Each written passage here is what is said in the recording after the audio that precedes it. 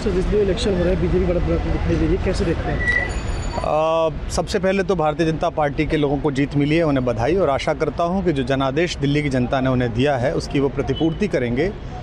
और वे सब आम आदमी पार्टी के लाखों करोड़ों कार्यकर्ता जो अन्ना आंदोलन से आए, जिनके बहुत ही निश्चल निष्पाप और बड़े भारत की राजनीति को बदलने के सपने की हत्या एक निर्लज्ज, नीच, मित्रहंता, आत्ममुग्ध और चरित्रहीन व्यक्ति ने की, उसके प्रति तो क्या संवेदना। दिल्ली को उससे मुक्ति मिली। और मैं ये जानता हूँ कि अब जो आम आदमी पार्टी में लोग बच गए थे सत्ता के लोभ में, लालच में, पदों के लिए, उस पैसे के चक्कर में, वे सब भी अब वापस जाएंगे, लौटेंगे, कुछ अपने व्यवसायों में लौटेंगे, कुछ पार्टियों में चले जाएंगे।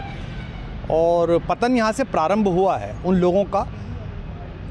मेरे लिए कोई प्रसन्नता का और दुख का विषय नहीं है, मैं बीच में खड़ा हूँ। प्रसन्नता इस बात की है कि करोड़ों लोगों ने आशा लगाई थी, करोड़ों लोगों ने, लोग अपनी नौकरियां छोड़ के आए थे, व्यवसाय छोड़ के आए थे, दुश्मनियां ली थी लोगों ने। उन सब की हत्या एक आत्ममुग्ध आदमी ने, एक चरित्रहीन आदमी ने अपनी निजी महत्वाकांक्षाओं की पूर्ति के लिए की। उसको दंड मिला, ईश्वरीय विधान से दंड मिला। प्रसन्नता इस बात की भी है कि न्याय हुआ। आज जब कहना नहीं चाहिए, लेकिन आज टीवी पर जब जंगपुरा का निर्णय आया और सामने दिखाई दिया कि मनीष हार गया, तो सदा तटस्थ रहने वाली और राजनीति से विरत रहने वाली मेरी पत्नी जो है, उसकी आंख में आंसू आ गए, वो रोने लगी। क्योंकि उसी से उसने ये कहा था कि अभी तो है ताकत, और उसने कहा था भैया ताकत सदा तो नहीं रहती। तो ये अहंकार आशा करता हूँ अगले लोग नहीं करेंगे, जो बाकी दल है वो नहीं करेंगे, इससे सबक लेंगे। और दिल्ली के नागरिकों को मैं अच्छे शासन के लिए बधाई देता हूँ। अब भारतीय जनता पार्टी अपने नेतृत्व में सरकार बनाकर दिल्ली के जो दुख थे पिछले 10 वर्ष के, उन्हें दूर करे।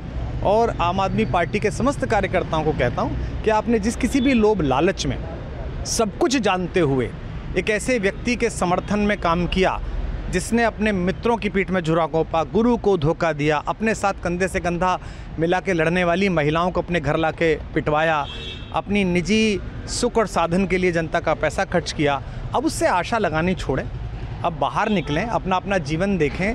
मुझे राघवेंद्र सरकार राम की कृपा मिली, जिनका ये घर है, जिनकी कृपा से मैं यहाँ खड़ा हूँ। मुझ पर कृष्ण कृपा हुई कि मैं इस निर्लज्ज सर्कस से बाहर आ सका।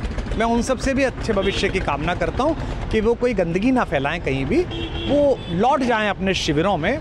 जिस तरह माधव को, कृष्ण को दूत देख कर भी भरी सभा में अट्टहास करने वाला दुर्योधन जो ये कहता था सुचिग्रम नैव दास्यामि बिना युद्धे न केशवः, बिना युद्ध के 5 गांव भी नहीं दूंगा, आज वो अपनी सीटों के लिए तरस रहा है।